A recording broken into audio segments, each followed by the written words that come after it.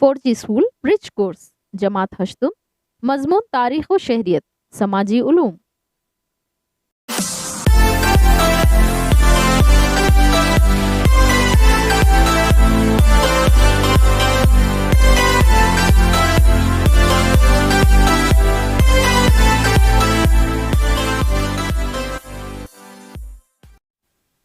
آموزشی محصل، طالب علم عہد وسطیٰ میں سماجی، سیاسی اور اقتصادی تبدیلیوں کی وضاحت کرتا ہے۔ آئیے اعادہ کریں۔ سوال نمبر 1، شیواجی سے قبل کا بھارت سے کیا مراد ہے؟ جواب، شیواجی سے قبل کا بھارت سے مراد شیواجی کی پیدائش سے پہلے کا بھارت ہے۔ سوال نمبر 2، شیواجی کے عہد سے قبل کا بھارت میں کون کون سی بیرونی ممالک کی حکومتیں بھارت میں تھی؟ جواب، شیواجی کے عہد سے قبل بھارت میں عرب، ترکی، افغانستان ممالک کی حکومتیں تھیں۔ سوال نمبر 3، نیچے دیے ہوئے چوکون میں کچھ شاہی گھرانوں اور ان کی حکومتوں کے نام دیے گئے ہیں، ان کی جوڑیاں لگائیے۔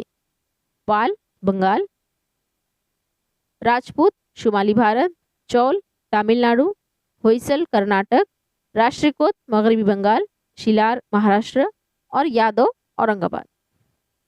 آئیے کر کے دیکھتے ہیں۔ نیچے دیے ہوئے کچھ فرشناس اشخاص کو پہچانیے۔ سب سے پہلی تصویر ہے رانی درگاوتی، اس کے بعد ہے چاند بی بی، پھر ہے اورنگزیب اور پھر آخر میں ہے گرو گوبند سنگھ۔ سوال نمبر 2 ہے، ذیل کے نام لکھیے۔ گونڈون کی رانی رانی درگاوتی، ادے سنگھ کا بیٹا مہارانا پرتاپ، مغل حکومت کا بانی بابر، بہمنی سلطنت کا پہلا سلطان حسن گنگو، گرو گوبند سنگھ کی قائم کردہ جماعت خالصہ دل۔ عملی کام، گروہ سے غیر متعلق لفظ پہچانیے۔ الف سلطان محمود، قطب الدین ایبک، محمد غوری اور بابر، اس میں بابر یہ غیر متعلق ہے۔ بے عادل شاہی، نظام شاہی، سلطان شاہی اور برید شاہی، یہ سلطان شاہی اس میں غیر متعلق لفظ ہے۔ جیم اکبر، ہمایوں، شیر شاہ سوری اور اورنگزیب، شیر شاہ سوری یہ الگ ہے۔ سوال نمبر 2، عہد وسطیٰ میں مغلوں کی آہوم اور سکھوں سے جو لڑائی ہوئی، اسے سبق میں پڑھ کر اپنے الفاظ میں بیان کیجیے۔ جواب، مغلوں نے آہوموں کے علاقوں پر حملے کیے۔ گدادھر سنگھ کی قیادت میں آہوم متحد ہو گئے۔ فوج کے کمانڈر لاچت بڑھوکن نے مغلوں کے خلاف سخت جدوجہد کی۔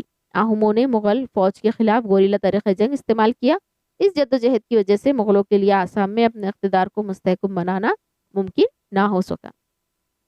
سوال نمبر 3 ہے، درج ذیل اقتباس پڑھ کر پوچھے گئے سوالوں کے جواب لکھیے۔ آئیے اقتباس دیکھتے ہیں۔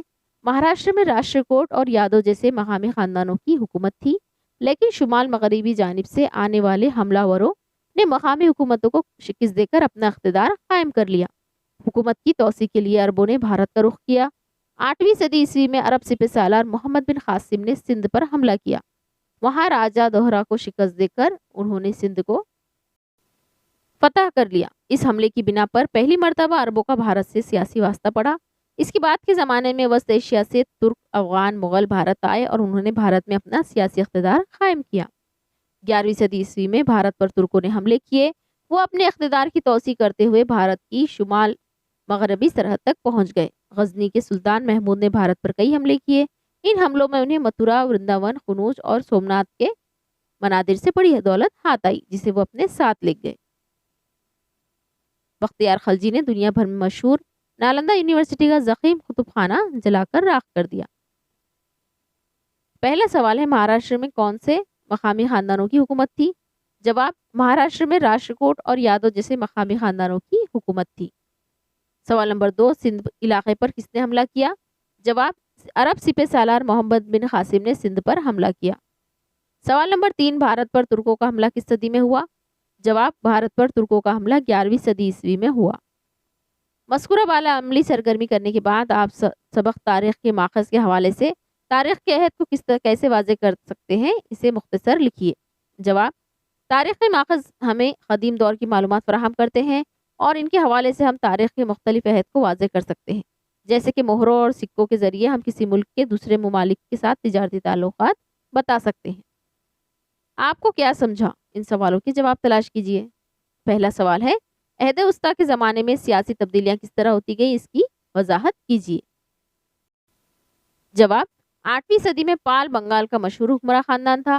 درمیانی زمانے میں مشرق وسطیٰ میں عربوں کی حکومت قائم ہوئی۔ 11वीं सदी में भारत पर तुर्कों ने हमले किए।